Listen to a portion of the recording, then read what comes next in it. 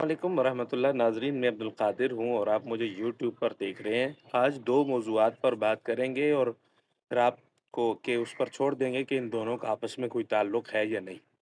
ایک تو یہ ہے کہ افغانستان میں ایک نئی صورتحال پیدا ہوئی ہے۔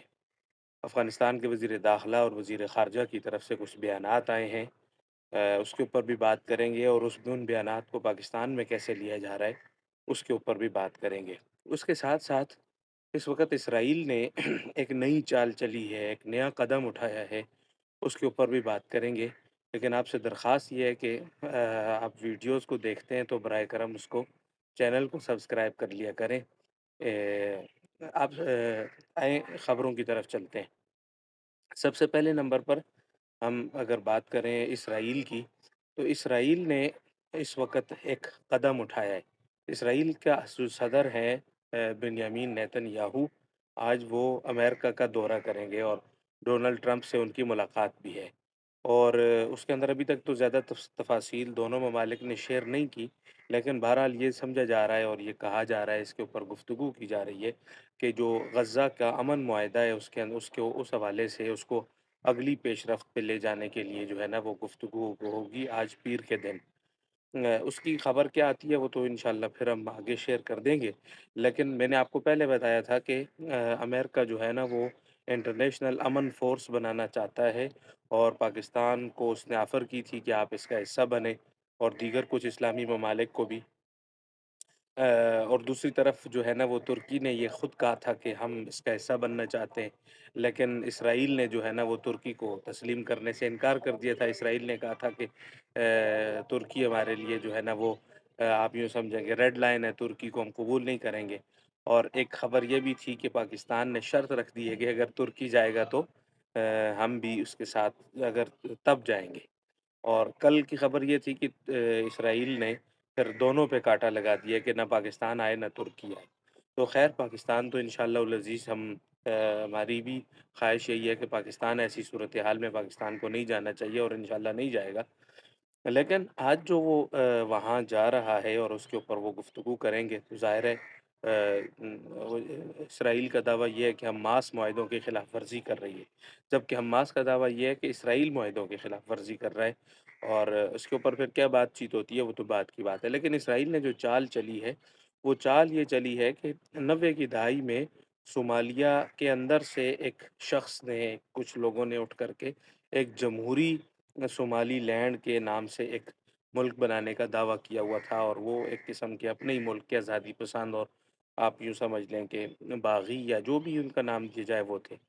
آج تک اب 2025 تک ان کو دنیا کے اندر کسی نے بھی ملک تسلیم نہیں کیا تھا، لیکن گزشتہ ایک دو روز پہلے اسرائیل نے یہ قدم اٹھایا ہے اور اس نے سب سے پہلے صومالیہ کو صومالی لینڈ کو ایک ملک کے طور پر تسلیم کر لی ہے، اور باقاعدہ اس کا اسلامی صدر ہے، اور اس کو اس نے اسرائیل کا جو ہے نا وہ اسرائیل کے دورے کی دعوت بھی دی ہے، اور اس کے ساتھ ساتھ یہ بھی اس نے کہا ہے کہ ہم زراعت میں اور دیگر کچھ پیشوں کے اندر جو ہے نا اس کے اندر اس کے وہاں پر انویسٹمنٹ بھی کریں گے۔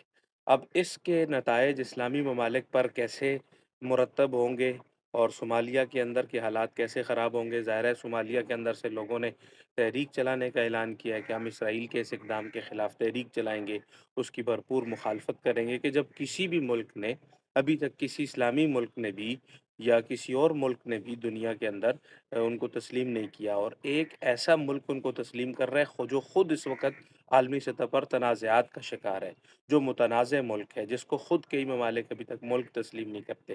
اور اسرائیل کا بیان یہ ہے کہ یہ جو ہم نے 2020 میں ٹرمپ کی پہلی صدارت کے دور میں جو ہم نے ابراہیمی معاہدوں کی ایک وہ بات چلائی تھی، یہ اس کا حصہ ہے، میں نے تو اس کی پاسداری کرتے ہوئے یہ سارا کچھ کام کیا ہے۔ اب اس کا کوئی آ گیا اس نے یہی کیا یا اس کی کوئی سازش کی ہے، یہ تو آئندہ آنے والی دنوں کے اندر سمجھ میں آ جائے گی۔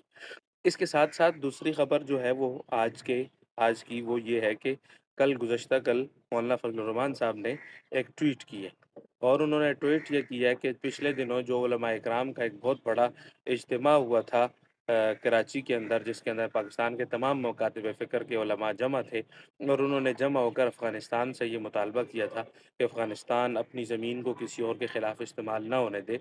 तो उसके ऊपर अफ़गानिस्तान के वज़ीर दाख़िला सिराजुद्दीन हक्कानी साहब और वज़ीर ख़ारजा जनाब मुल्ला अमीर ख़ान मुत्तकी के मुश्तरका बयानात आए हैं। सिराजुद्दीन हक्कानी साहब जो है ना वो एक पुलिस के महकमे के उसमें कोई पासिंग आउट की परेड वग़ैरह थी, उसमें गुफ्तगू किया।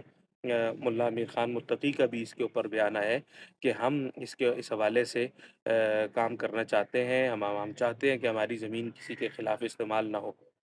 अब यहाँ पर 2 बातें हैं।